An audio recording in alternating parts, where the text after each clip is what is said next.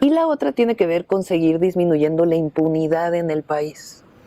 Que si es delincuencia organizada, que si es violencia familiar, por poner los dos extremos, lo importante aquí es que si se comete un homicidio, el homicidio tiene que ser sancionado.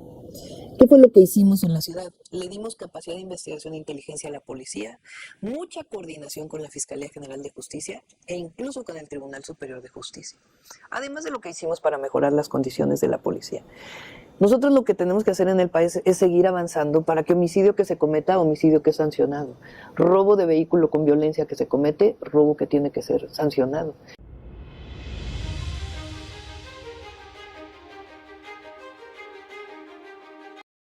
¿Qué tal amigos y amigas? Bienvenidos a una nueva videoinformación más. Bienvenidos a su canal Pregoneros 4T Noticias. Si la información les gusta, ayúdanos con esa manita arriba, con ese poderosísimo like y compartan. Compartan la información. Sigue en este tour de medios la doctora Claudia Sheinbaum y ahora en Milenio, tal cual lo hizo en Radio Fórmula, poniendo a Ciro, poniendo a Joaquín López Dóriga en su lugar y teniendo ahí pues ya el porte de presidente de la República de manera seria, de manera formal, confrontando a estos periodistas chayoteros. Ahora el turno en Milenio Televisión, mis estimados pregoneros, será la presidenta de la prosperidad compartida. Así los puso en su lugar y también les dio cátedra. Quedaron prácticamente mudos con las propuestas por parte de la doctora Claudia Sheinbaum. No tiene ningún desperdicio este fragmento de video de la doctora en esta mesa de debate. Vamos a escucharlo.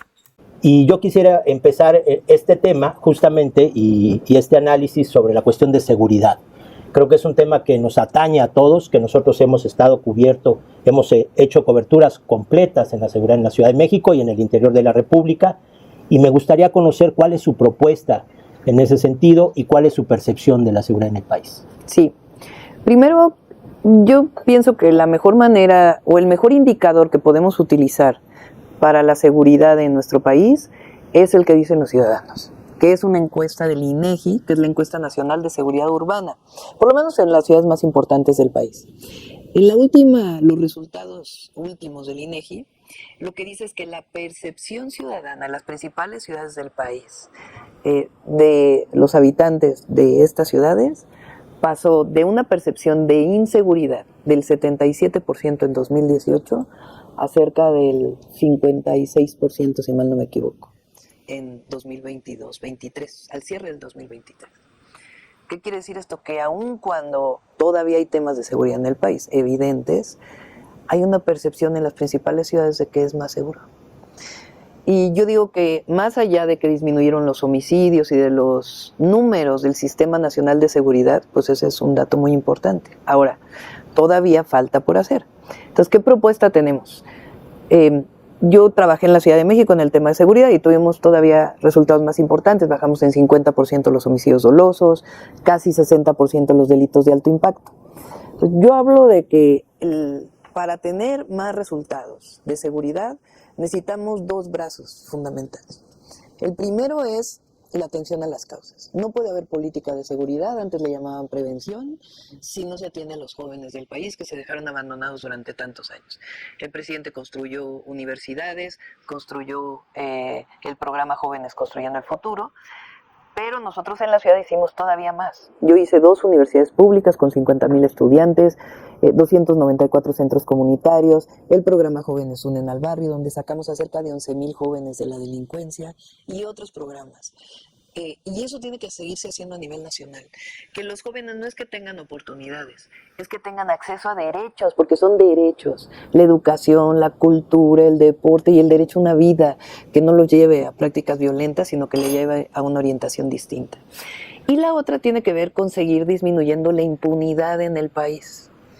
Que si es delincuencia organizada, que si es violencia familiar, por poner los dos extremos, lo importante aquí es que si se comete un homicidio, el homicidio tiene que ser sancionado.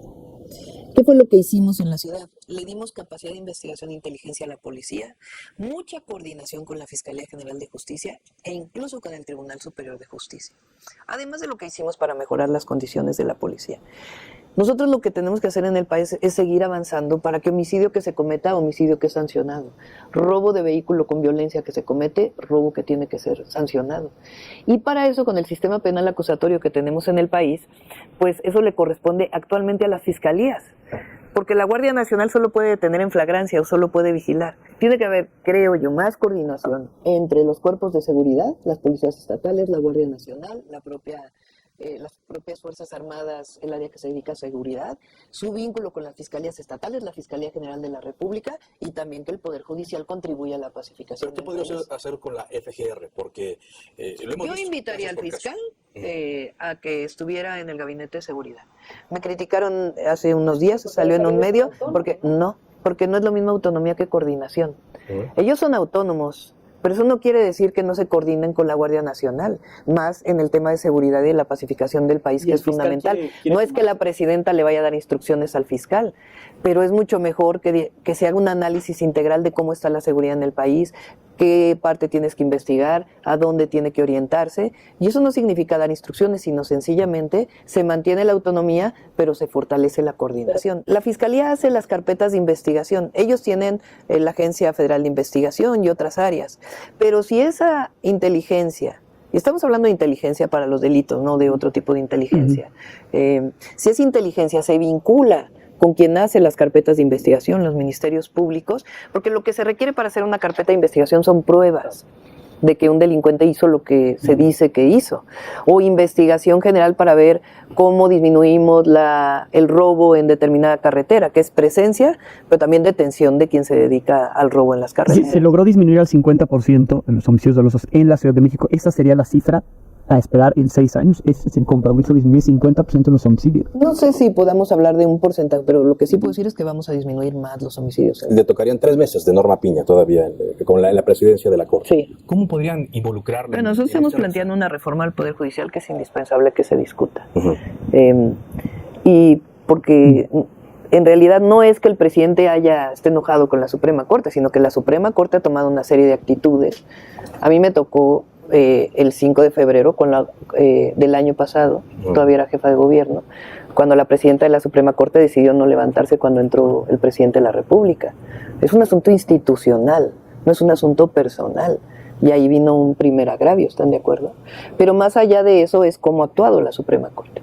Lo importante, yo creo, para la gente es, además de esa discusión, es que tenemos que seguir avanzando en la atención a las causas y la cero impunidad. Y para eso tenemos que establecer mecanismos de coordinación. Bueno, vean la tragedia, por ejemplo, de lo que pasó hace unos días, que tomaron Periférico Norte en la zona metropolitana del Valle de México, porque un juez liberó a una persona que abusó de una niña menor. Un juez estatal, un juez estatal, pero también, digamos, finalmente y bueno, es una tragedia tremenda ese caso en particular, pero tú dices, ¿cómo es posible que existan jueces que le pidan a una niña de 4 años que día, hora y lugar del abuso? Sí, pero eso también vería si el pueblo vota por los ministros. Sí, porque tienen una responsabilidad distinta. Entonces yo por eso pongo en la mesa, lo he dicho en estos días, es que a poco tenemos un poder judicial y el tema perfecto.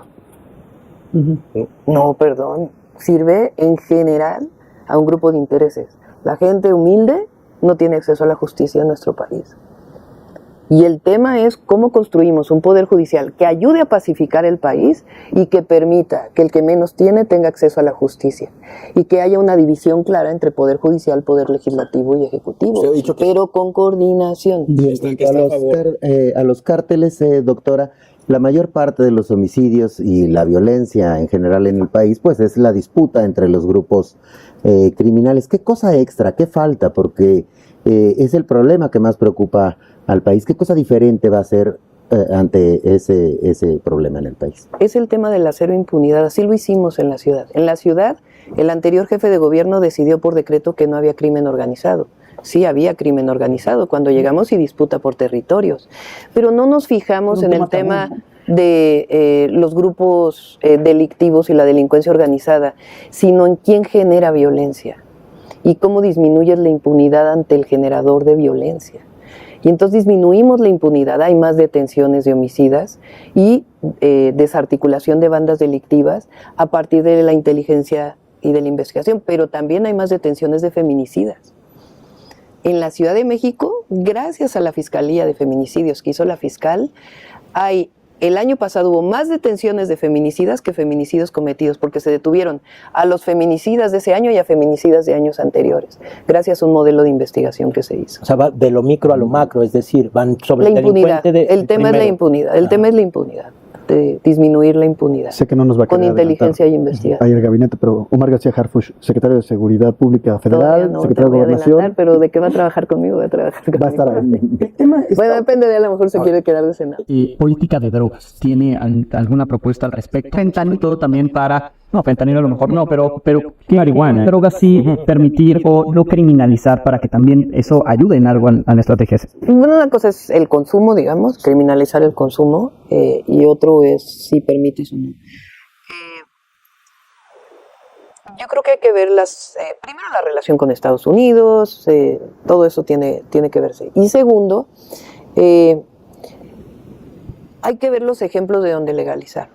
Por ejemplo, California, lo más reciente, ¿no? Porque no es lo mismo los Países Bajos.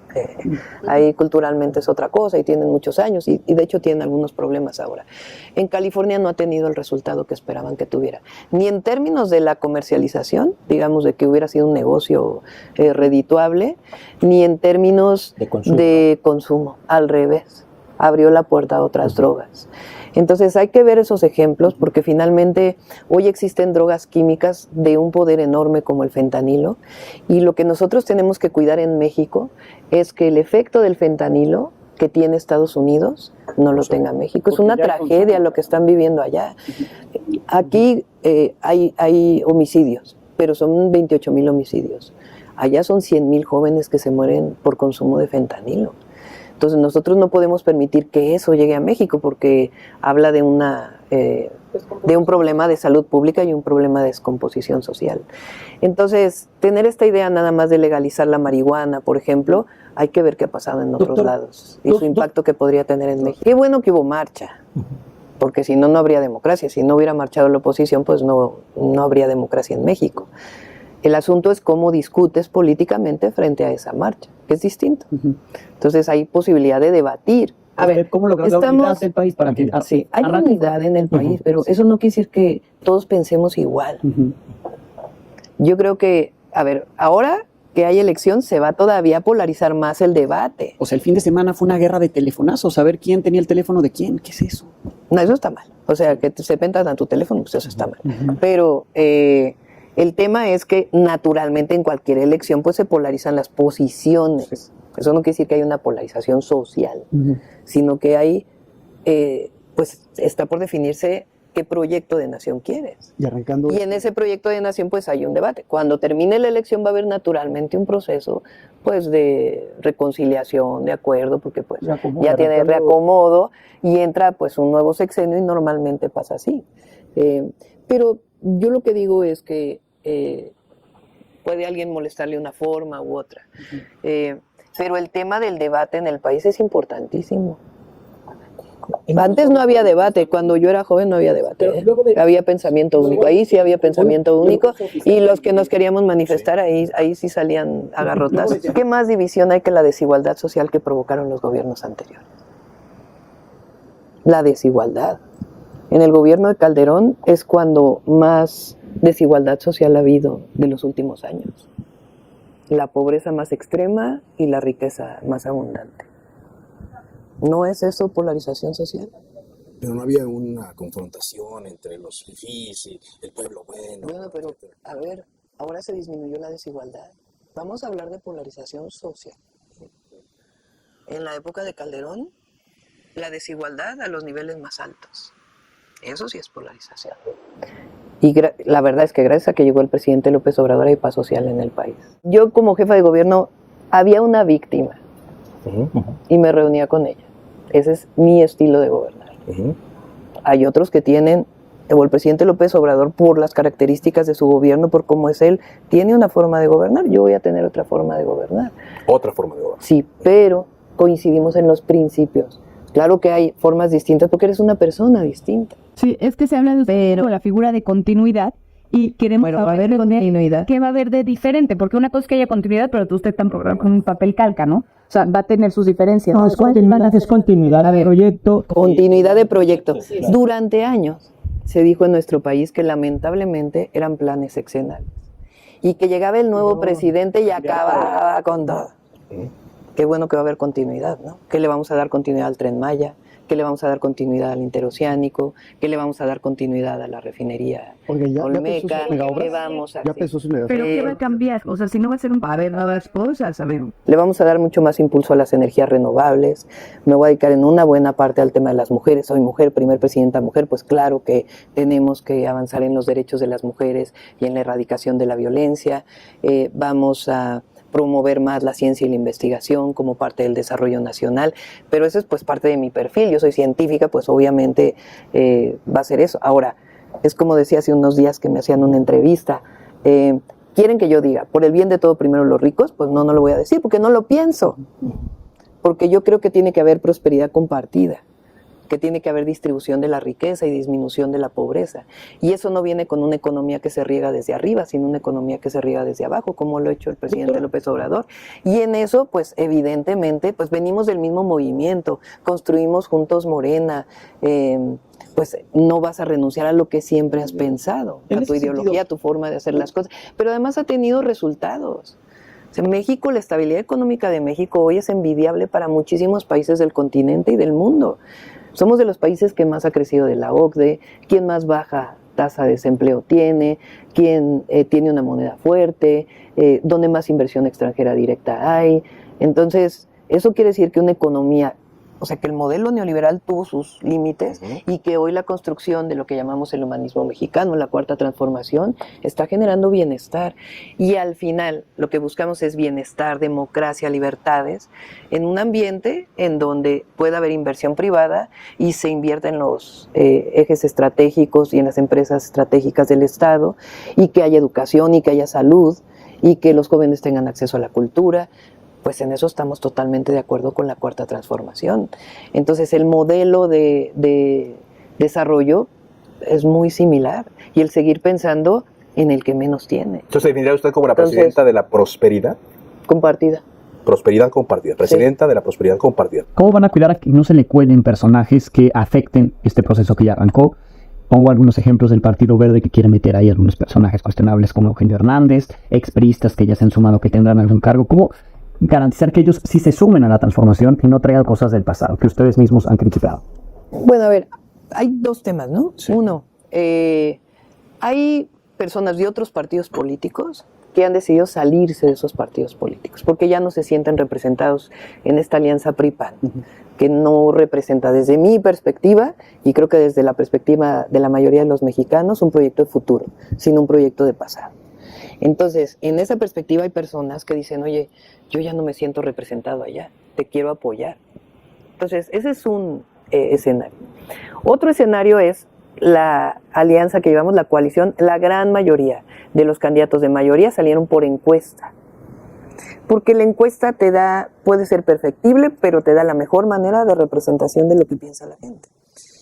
Por ejemplo, en este caso, en Querétaro, si mal no me equivoco, vamos separados en el Morena y el Verde, porque vamos juntos en todo lo federal, con excepción de algunos senadores, y en lo local, en algunas cosas vamos juntos y en otras cosas vamos separados. Entonces, pues ellos ya tomarán también sus propias decisiones. Lo importante aquí es que no se vulnere ni el proyecto ni los principios de lo que vamos a hacer una vez que ganemos. Porque en lo interno ya se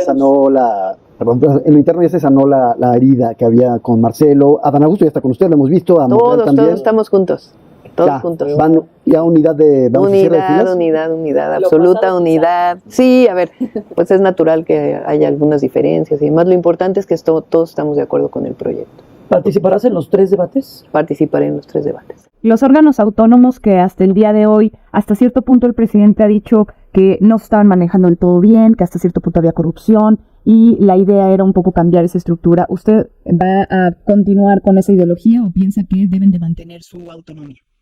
Yo creo que en México, durante muchos años, había un problema y se creaba una nueva institución. Falta de transparencia, el INAI. Bueno, estos organismos de competencia que tienen que ver con la reforma eléctrica y otras reformas que hubo de aquel periodo. Vámonos con el INAI. La pregunta es, ¿queremos gobiernos transparentes? ¿Sí o no? Claro, necesitamos una institución como el INAI, que recientemente se mostró que había problemas de corrupción. Para que haya transparencia, esa es la discusión. Más ejercicio público para más gente en vez de para obra pública, para programas sociales, para lo que tiene que hacer el gobierno para mejora. Y ahí creo yo que, por ejemplo, en la Ciudad de México yo tuve 100% de calificación de transparencia.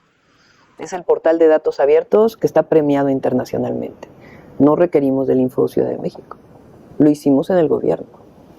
Entonces la pregunta es, ¿se requiere el Info Ciudad de México o es más bien una ley que te diga cómo tienes que transparentar? Y Puentes va a tirar Puentes ahora en campaña. Propuestas para reconciliación con la clase media, que es uno de los sectores que según las encuestas y según los analistas está agraviada en algunos sectores con el gobierno de López Obrador. ¿Qué propuestas va a lanzar en la campaña? A ver, quizá hubo malos entendidos, yo lo diría. Por ejemplo, con la comunidad científica, yo soy científica, con la comunidad cultural. Entonces, pues ahí estamos trabajando con la comunidad científica. Juan Ramón de la Fuente, por ejemplo, pues es mi coordinador de diálogos por la transformación, es hiper reconocido en la comunidad científica. Entonces, Rosaura Ruiz, que fue presidenta de la Academia Mexicana de la Ciencia. Entonces, ahí pues hay mucha relación. También con el sector cultural hay mucha relación. Y yo creo que todos debemos estar de acuerdo en que lo que necesitamos en el país es mayor prosperidad y que la prosperidad le llegue a todos. Este tema, por ejemplo, de las clases medias, ¿no? Yo creo que el asunto es la clase media también tú. Yo que soy de la clase media. Yo soy producto de la clase media y siempre he vivido en la clase media. El asunto es en mi vida con quién me identifico en el país. Por supuesto que con mi país, con México, por ser mexicana. Pero ¿hacia dónde miro? Yo, ahora que estuve con el Papa Francisco, yo uso una frase del Papa Francisco que me gusta mucho, que dice, no es lícito mirar a una gente de arriba a abajo a menos que le des la mano para levantarse. Y eso tiene mucho que ver con el que tiene resueltas sus posibilidades materiales. ¿A dónde miras? Y yo creo que todos tenemos que mirar al que menos tiene para darle la mano para levantarse. Y ese es, desde mi perspectiva, una de las esencias de la Cuarta Transformación. No permitir que nadie se quede atrás, que el desarrollo sea para todos. Y ahí se pone en el centro la discriminación, el clasismo, el racismo, que durante años estuvo escondido debajo del tapete en nuestro país y que ahora ha surgido recientemente. Pues ya lo tienen, mis estimados amigas y amigos pregoneros. Hasta aquí esta vida información que les traigo por el momento. Ahí las principales propuestas de la doctora Claudia Sheinbaum. Ya escuchamos a Xóchitl Gálvez, sobre todo el tema de seguridad, que fue lo primero que le cuestionaron los periodistas, reporteros de ahí de Milenio Televisión sobre este tema de seguridad. Y la doctora Claudia Sheinbaum poniendo el ejemplo de lo que ha hecho en la Ciudad de México como jefa de gobierno. Y Xóchitl Gálvez prácticamente quiere continuar con la guerra o quiere seguir la guerra contra el narco que Felipe Calderón pues instauró ya hace algunos años y del cual pues seguimos pues teniendo todas estas repercusiones, estas consecuencias a nivel nacional. Vamos a seguir pendientes de la información, mis estimados peroneros, y en esta ocasión denle ese poderosísimo like y compartan este video, esta videotransmisión para que la gente siga escuchando estas propuestas de la doctora Claudia Sheinbaum Pardo, que así se plantó ahora en Milenio. Nos vemos hasta la próxima, pregoneros, que sigan pasando un excelente inicio de semana.